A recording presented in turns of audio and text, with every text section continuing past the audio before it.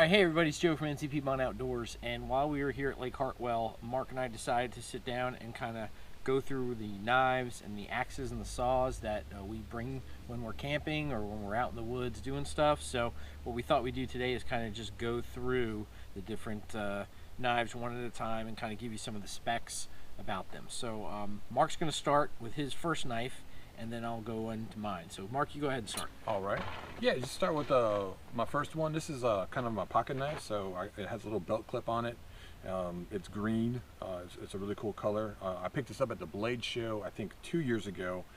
This is the Honey Badger small drop point. So some of the features about it, it has like a little place for your pointer finger to rapid deploy. I'll do that again. Let's see. Comes right out. You see the drop point tip. The blade itself is about 2.7 inches. Overall, about 6.5 inches. And then closed, I think it's about 3.7 inches. So fits in the pocket real easily. Real light. Sometimes I forget I have it in there. It does have the belt clip on it. So if I have a real deep pocket, I can put it on and kind of put it right there so it doesn't fall all the way into my pocket. Overall, a really good knife, very good utility knife, not super thick. I think it's about 0.01.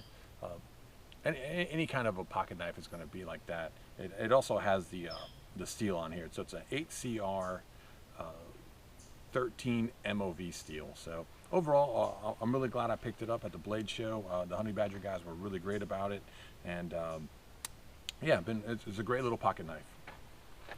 All right, and then the next one is my pocket knife that I usually carry, and I usually have it on me or it's in my truck. This is the Buck Knife folding blade. This is called the Ghost. This is a product that's actually discontinued. They no longer make it, but I did pull up the specs here for you. So this is a 3-inch drop point, partially serrated here on the edge. This is 420 HC steel. The overall length when it's closed is 4 3/4 inches. The handle, it's a weight about 5 ounces. Its handle material is a textured G10, and the clip is a stainless steel, and it's in black. So similar to Mark's pocket knife, this is just a little bit bigger. A simple close. It does have the clip. It does have the piece of metal here that sticks out the bottom, right? So you could either put a lanyard through there and have it so you can tie it around your wrist or have it on your pack or whatever you need. So it does have that connection point ability, and then of course it does have the clip. So if you have that pocket, like Mark said, deep pocket, you can just clip that on there, and there it is, and it's pretty well concealed in your pocket. So I carry this around a lot, and it just has the assist knob right there, so you can quickly open it with your thumb. Again, it's not an automatic or out the front or anything. It's just simple assist there to get it open. So I had it for a while, and as I said, it's discontinued by Buck, but it's a really good knife to use, and so I have. So now let's go into some of the bigger knives that we have, and Mark has his first two coming up. Okay. This was one of the very first knives I bought. I think looking at some YouTube videos, I think Dave Canterbury uses a lot of these, and this is the Moore knife line, right? So my first Moore knife is the Companion. And it's green. It's got a plastic sheath with a belt clip on it, so there's no belt loop, so you don't have to pass your belt through it. It just kind of clips on and is ready to go. And let's go ahead and pull that out. Stainless steel blade. It's well used. There are some. I must have put it away wet at some point because it does have some little rust spots, but again, it's a very inexpensive knife. I think you can find it on Amazon now for like $16. But out of all the equipment that we have here, of all the blades, I think this might be the best value. Just inexpensive, gets the job done, very sharp, good for batoning. It does have, let me see, I wrote down the specs over here. I didn't want to give anybody the wrong specs. The one knock on this knife, and I guess I didn't even realize it until I was looking up the specs, is that this is not a full tang knife, right? So it's about 3/4 of the way. So not ideal for batoning. I have used it for light batoning, and it has held up pretty well. But again, it's not a full tang knife, so not the best for batoning. The blade is about 3.8 inches, about 0.8 in thickness, and an overall length of about 8 inches overall. The one thing that you'll notice is that this is the first one that's a little bit different. The blade itself is actually called a clip point blade shape. So I'll go ahead and I'll bring up the my other Mora so you can kind of see the differences. So this is the Mora Carbon, and it's all black. It has a lot less maintenance on it, but you can see that it has a drop point blade on it. So a little bit thicker, just a hair of a blade thickness, but very similar. A slightly longer blade, maybe 4.2 inches blade, but it's a lot wider. And this, indeed, you can see on the back, comes out the back. This is a full tang knife. So ideally, this would be the better one to use for batoning. Again, this is over twice the price, though. I think I paid like $50 for this one, and I think this one was like $16. So a little bit more of a grip handle. This one's kind of a soft rubber, but this one just is a really soft feeling knife. Feels good in your hand, good leverage, has a good, you put your thumb on it. So I'm real happy with these knives. They've come in really handy. The sheath for the black one, I'll show you, does have a belt loop on it. So that's the one little knock, is that you got to kind of put it through your belt before you use it. But good knife, good. It's a plastic. Fits right in there, and it's been a really good knife. So again, the Mora knives, been real happy with. I think for the money, the Mora knife companion is going to be really hard to beat. So if I had to recommend one knife on here for the budget camper or bushcrafter, it would be the Mora knife. Joe? Yep. All right, so the next knife I want to talk about is the one I carry, and this is a White River knife. This is the Ursus 45. So this comes with a Kydex shield here, micarta handle. It has a little ferrocerium rod that fits right there on the sheath, and it has this kind of drop loop for your belt, but it does snap. So I guess you can unsnap it, put it on your belt, and snap it, so you don't have to take your belt out and put it through. But so you have that option. And then let me go ahead and pull the knife out. So so you can see there, this is the again, the White River Ursus 45. I got this at the Blade Show, the same time when Mark got his Honey Badger, his pocket knife. We were at the show together, and he got that. I got this. So this is 8.3 ounces in weight. The blade is 4.5 inches in length. It's 9.5 overall length. It's 0.1858 of an inch blade thickness, and you can see it goes all the way. It's a full tang, goes all the way through this micarta handle, and you can see it right there on the back. This is CPM S35 VN steel, and it's a hardness or a CMP Magna Cut steel of RC 62 to 64 in hardness, and as I mentioned, it comes with this Kydex shield. So this is a little bit of a heftier knife, more for your batoning for sure, and doing some of those other bushcrafting tasks, so you might need something with a little more heft to it. But it's not overly big or overly heavy to do some work, because you can get some bigger knives, and they're kind of hard to do when you're trying to do little projects. So it's kind of right on that boundary, I think, between being a little too big or not quite big enough, or whatever. So, but it'll get the job done. So I really like it. It's why I carry it. And again, it's just been really good, and it's kind of want to carry on my belt when we're camping. So, Mark, you got that one. Moving on, the first Blade Show trip that we took, and I think we've been to about two or three, was looking for a good blade, a bushcraft overall camp knife, and came across these guys, reef knives, and just really enjoyed talking to these gentlemen, and so ended up purchasing the Leicu F6, and this is a 6-inch blade. It's pretty hefty, and a G10 handle on it, and it fits really good. In it's a big blade, drop point again.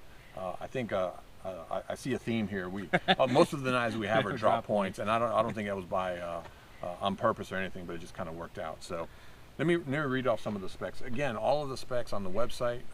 You can go to Reef and look them up. But some quick ones: full tang knife, 6-inch blade, about 11.5 overall inches, drop point blade, and it's about 3/16 of an inch, the blade thickness. So real thick. Again, batoning. There's one of our other camping trips when we went to Chihuahua, we did a review of the knife. I batoned on it, so you know, maybe Joe can put a link in it for a more full review. I do like the color. You do have to take a little bit more care. So we, at that same blade show, we did get like some wax and some cleaners, and so I'll go ahead and give it a couple coats before I put it away.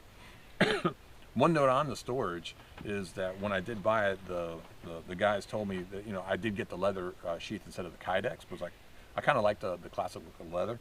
And he said, if you're going to store your knife for a long periods of time, like months or whatever, do not store it in the sheath, because it will get rust. So when I'm at home, I have a drawer for a lot of my camping gear, and I'll go ahead and I'll just stick them on top of each other, and after I oil it, just kind of let it sit there.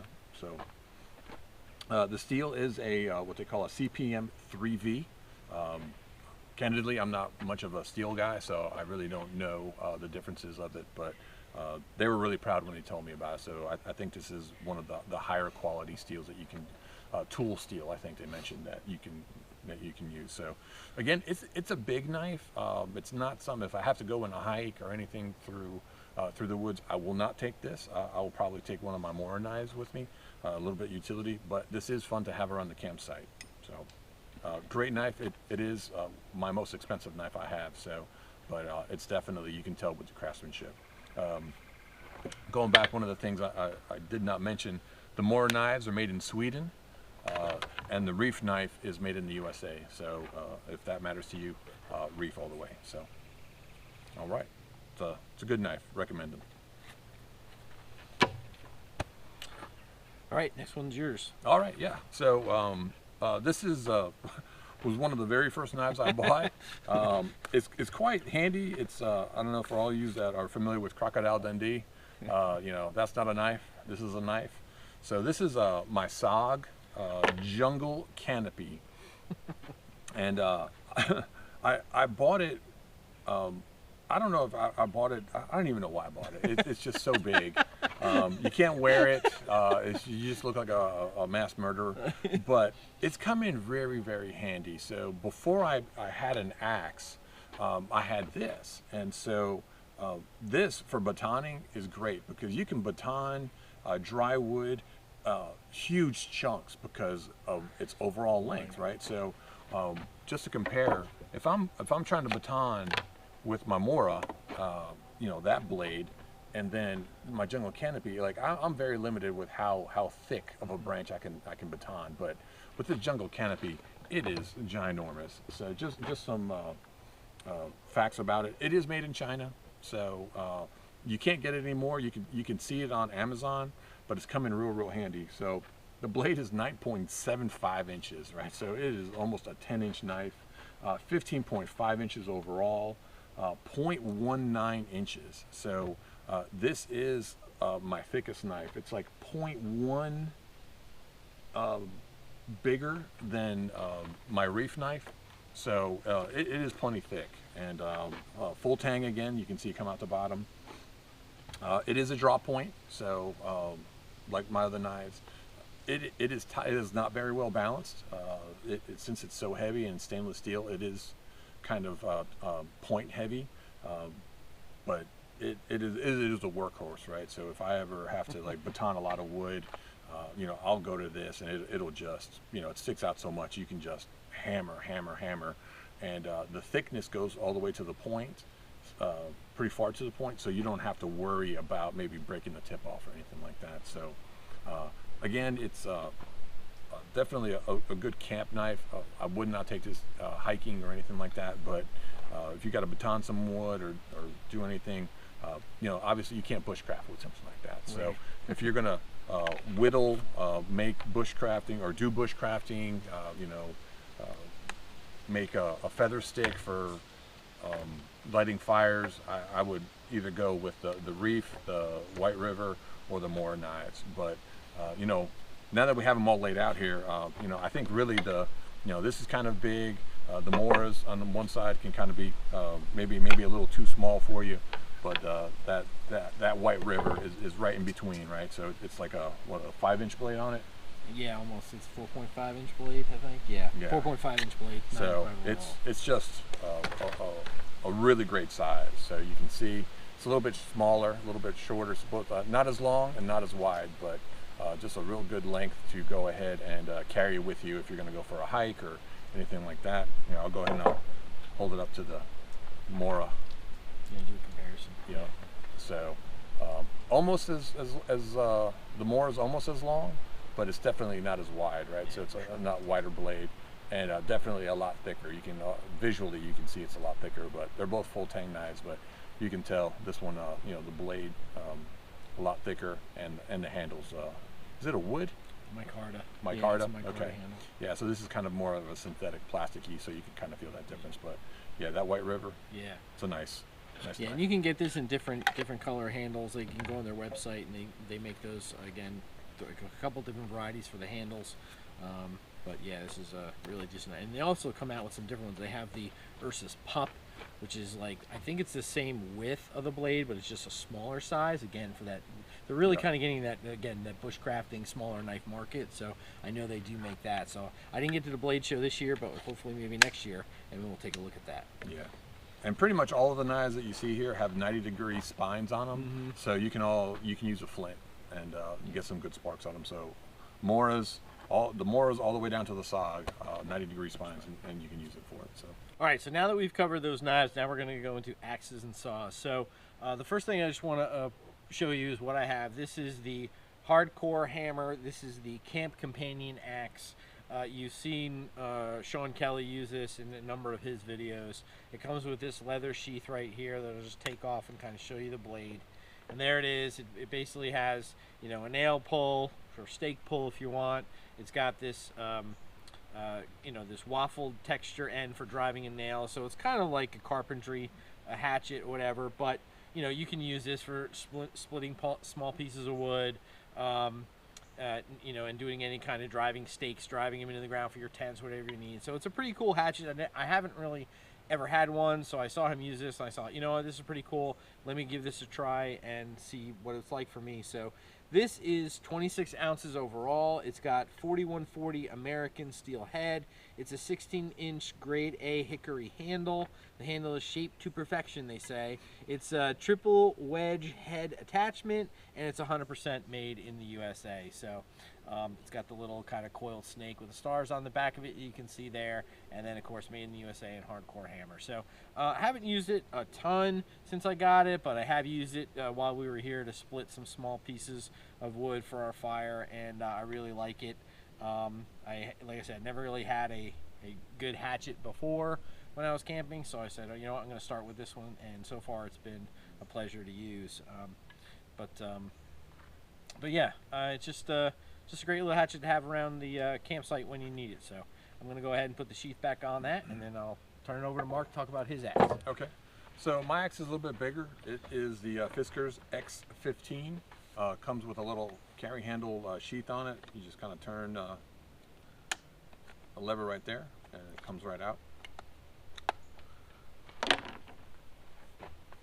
So this one it's a little bit bigger, right? So it is not a hatchet, but it is a chopping axe. Sure. So it gives, let me see, what is it? It's 23.5 inches, and I got the stats that said 16 ounces, but I don't think that's right. So if yours is 26 ounces, head, yeah. So it's heftier, right? So you can see on the back, you can actually hammer with it if you wanted to. It doesn't have the narrow one, a little bit more precise, but it is, if you had to nail something in, you could. Sure. It's really good at chopping wood. I mean, it's a chopping axe, right? And so it's kind of have a fiberglass handle as opposed to wood, and it has a plastic sheath as opposed to leather, so a little bit more craftsmanship in it.